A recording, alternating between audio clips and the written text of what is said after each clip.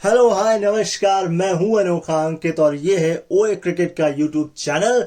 और आज है 30 डे चैलेंज का चौथा दिन। अभी तक सफलता तो नहीं मिली है, यानी कि यूट्यूब ने अभी तक सजेस्ट करना शुरू नहीं किया है। खैर, मेरा अकाउंट फ्रीज हो चुका है। और क्यों हो चुका है और क्या है ये सब, ये आप या तो पहले एपिसोड में जाकर सुन सकते हैं, यानी कि 2 नवंबर की तारीख का एपिसोड, और या फिर मैं शो के अंत में बताऊंगा। हमने शुरुआत कर दी है वुमेन्स T20 वर्ल्ड कप 2024 की, जो कि अक्टूबर में शुरू हुआ था, अक्टूबर में ही खत्म हो गया था एंड पेंडिंग था। तो आज हम बात करेंगे जो कि वुमेन्स वर्ल्ड कप के सेकंड एक और मैच की। इससे पिछले वाले मैच में, यानी कल हमने बात की थी इंडिया न्यूजीलैंड, आज बात करेंगे इंडिया वर्सेस पाकिस्तान। देखिए, स्टैट ज्यादा नहीं है लेकिन बहुत उनके मायने हैं, क्योंकि वो आपको पूरी कहानी बयां करके दे देंगे। एक वर्ड होता है इंग्लिश में सिग्निफिकेशन, वो सिग्निफिकेशन है इन स्टैट्स का। अंग्रेजी नहीं आती हमको ज्यादा, हिंदी अच्छे से आती है।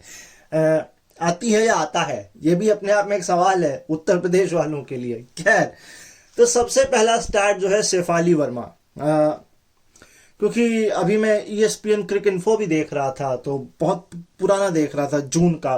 तो वहां देखा कि शेफाली ने दोहरा शतक भी मारा हुआ है और शायद एक बैट्समैन का रिकॉर्ड भी तोड़ा था और डबल हैंडेड मारा था। खैर, तो लौट कर आते हैं इस मैच में।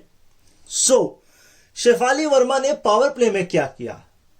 7 रन बनाए थे 16 गेंद में, लेकिन पावर प्ले के बाद बनाए 25 रन 19 गेंद में। स्ट्राइक रेट पावर प्ले के समय था 43.75 और पावर प्ले के बाद था वो था 131.57।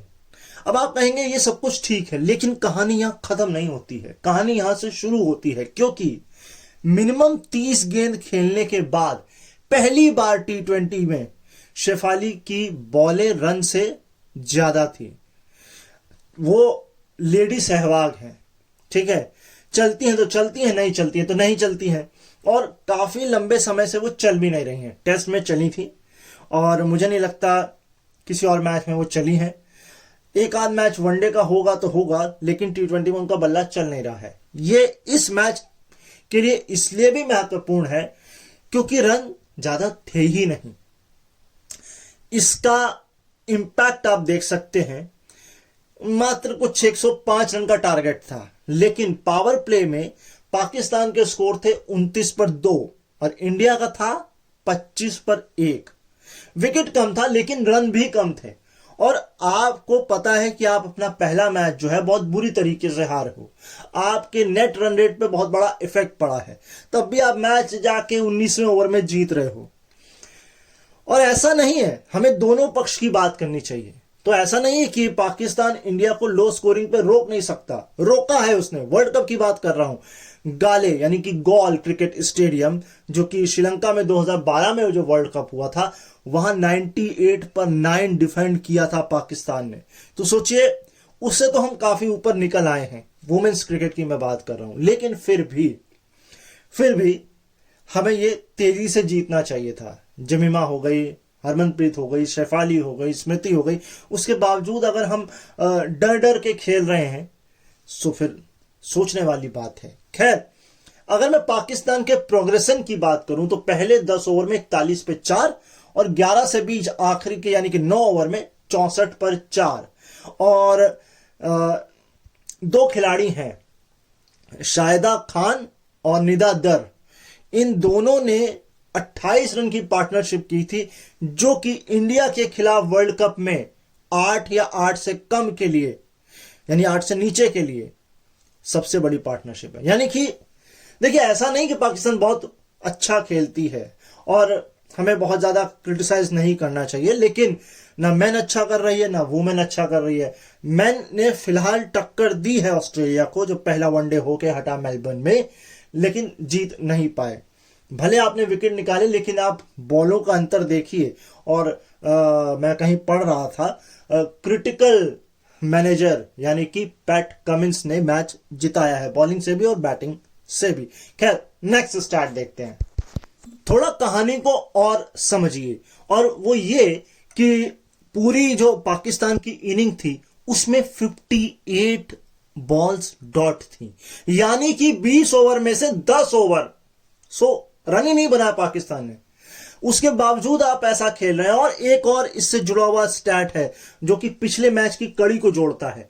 भारत ने पहले 10 ओवर में 38 डॉट बॉल फेंकी इस वाले मैच में, और जबकि न्यूजीलैंड के खिलाफ जो मैच हुआ था उसमें 33 डॉट बॉल पूरे मैच में थी।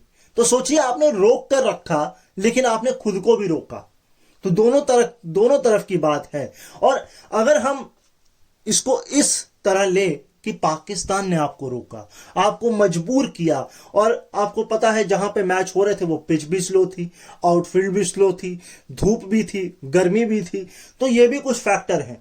तो इन फैक्टर्स को भी आपको ध्यान में रखना होगा। तो बस आज के लिए स्टैट्स इतने ही थे, क्योंकि ज्यादा तो कुछ था नहीं। ओवरऑल कहानी बस ये थी कि एक इंसिडेंट हुआ था हरमनप्रीत कौर के साथ। इस मैच में भी, पिछले में भी वो इन्वॉल्व थी, इसमें भी वो इन्वॉल्व थी, लेकिन उस बार उनको दर्द दूसरी टीम ने दिया था, इस बार उनको दर्द उनके खुद के शरीर ने दिया था। मैं बता देता हूं आपको। हुआ यूं था, एक्चुअल में वो 4 या 5 रन कुछ रह गए थे जीतने के लिए, 18वां कुछ ओवर चल रहा था। तो होता है ना, खिलाड़ी डिफेंड करने के लिए पैर आगे बढ़ाता है। अब उन्होंने पैर आगे बढ़ाया, और जैसे उन्होंने पैर पीछे लिया तो उनकी गर्दन पीछे की तरफ हो गई, लचक गई। ऐसा होता नहीं है यूजली, लेकिन हो गया। फिजियो आए, उन्होंने कहा देखो भैया, हम जीत जाएंगे, कोई भी रन बना देगा, लेकिन अगर तुम यहां खेली और अगर दिक्कत ज्यादा हो गई तो हमारे पास तुम्हारा रिप्लेसमेंट नहीं है, और फिर कप्तानी भी तुम्हें करनी है। तो फिजियो उनको ले गए थे।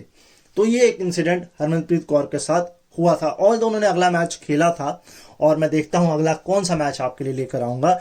लेकिन मेरा चैनल फ्रीज इसलिए हुआ है क्योंकि मैंने एक वीडियो 2-3 बार जल्दी जल्दी डिलीट कर दी थी, इसलिए चैनल फ्रीज हो चुका है।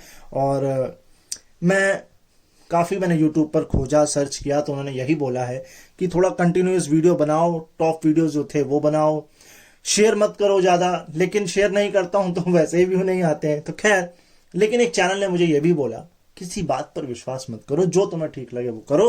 तो इसीलिए 30 डेज का चैलेंज लिया है, और देखते हैं इसके बाद क्या होता है। ऐसा नहीं था कि जब फ्रीज नहीं हुआ तो बहुत अच्छा चल रहा था। पहले 2 एपिसोड अच्छे गए थे, 1000 व्यू और 900 व्यू, लेकिन उसके बाद ग्राफ नीचे गिरता चला गया। क्योंकि मैं समझता हूं इस बात को कि आप लोगों को देखने की आदत है, और मैं केवल थंबनेल लगाकर बोल कर चला जाता हूं। क्योंकि देखिए, इंडिया में अभी पॉडकास्ट मोनेटाइज नहीं हुए हैं। मैं कल ही देख रहा था, स्पॉटिफाई फॉर पॉडकास्टर अभी मोनेटाइज नहीं हुए हैं। तो मजबूरन हमें यूट्यूब पर आना पड़ता है और ऑडियो में बोलना पड़ता है। एक ऐप मैंने देखा है, लेकिन वो ऐप आईफोन पर है, मैं उसका नाम मैं भूल गया हूं। क्लब हाउस पे एक व्यक्ति थे, उनसे मेरी बात हुई थी, तो उन्होंने कहा था एक ऐप हमने तैयार किया है, लेकिन मैं नाम भूल गया हूं, वो ऑडियो में था। खैर, और ऐसा नहीं है कि पॉडकास्ट नहीं, पॉडकास्ट को लोगों ने वीडियो मान लिया, जबकि पॉडकास्ट वीडियो है, बट पॉडकास्ट में ऑडियो ज्यादा होता है। और यूट्यूब ने अपना डेडिकेटेड पॉडकास्ट एक आपको वही दे दिया है, क्या सो कहते हैं, सेक्शन आपके चैनल में। पॉडकास्ट की दुनिया चलेगी और आगे आने वाले टाइम में ऑडियो चलेगा, लेकिन अभी नहीं चल रहा है। इसके लिए अब क्या कर सकते हैं, बीइंग ए विजुअल इम्पेयर्ड थोड़े से चैलेंजेस हैं हमारे लिए, लेकिन ये काम मुझे पसंद है।